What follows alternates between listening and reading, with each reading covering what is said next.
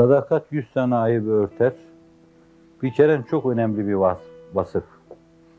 Bir taraftan Efendimiz sallallahu aleyhi ve sellem'in hayatı seniyelerinde sahabeye söz ettirmemesi, sahabe-i kiramın onlara sadakatlarına bedel, mukabele ve kendisinin de sahabe-i kirama karşı vefa manasına sadakatinin gereğidir. Ashabıma sövmeyin, çünkü onlar sadık davrandılar. Onlara karşı bir vefa borcudur.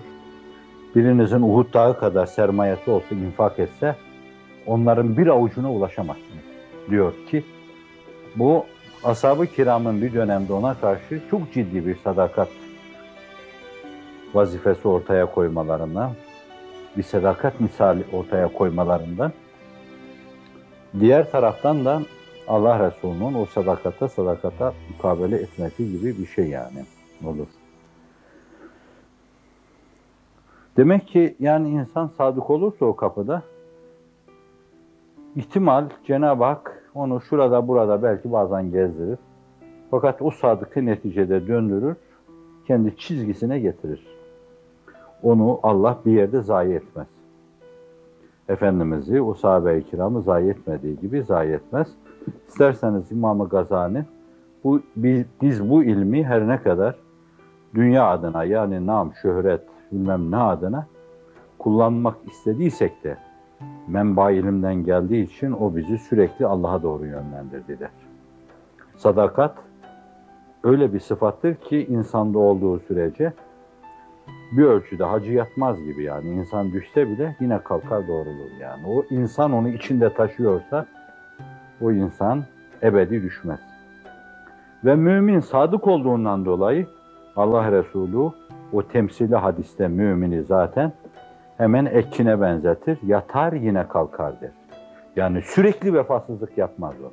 Kalkar yine ona doğrulur. Kalkar yine ona doğrulur. Ve yine Allah Resulü günah işler, Rabbi fir der. İşte bu sadakatın ifadesidir.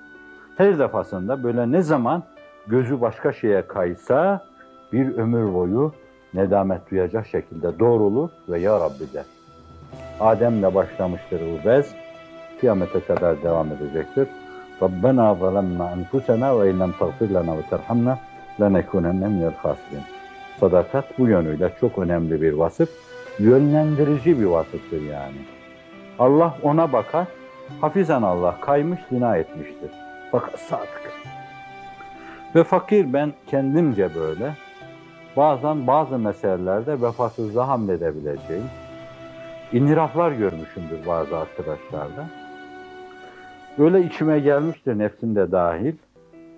Böyle Hazreti Lut'un hanımı Odetta gibi bu günah insanı taş kesmeli.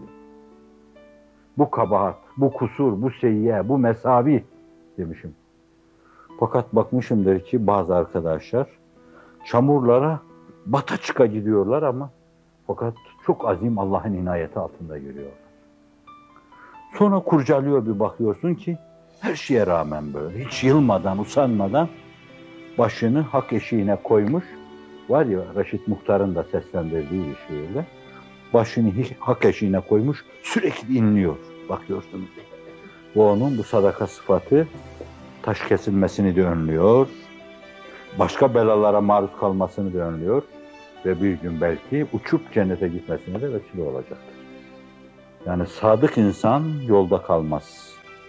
Sadık insan zayi olmaz. Sadık insan Efendimizin himayesinden, şefaatinden mahrum kalmaz. Sadık insan, hani o haddi zatında sıdk diyor. Yehdi ilel birri vel birru yehdi ilel cenneti diyor. Doğruluk, iyilik düşüncesine çeker, insanı götürür. Hadis diyor. O da insanı cennete ulaştırır diyor. Vel kezib yehdi ilel fücur vel fücur yehdi ilenler. Yalana gelince o kafir sıfatıdır. O insanı fücura, başını İslami çerçevenin dışına çıkarmaya çeker götürür. O da insanı neticede batırır, cehenneme sokar. Hafizan Allah deniyor. Neyse, bize ait olmayan bir mevzu üzerinde çok durduk. Yani sadakat derken ben şahsen çok korkarım da, çünkü o önemli bir paye, çok ciddi bir mansıp, insanı değerler üstü değerlere ulaştıran çok önemli bir şeydir. Allah'ın hükümlerine esas teşkil edecek kriterdir.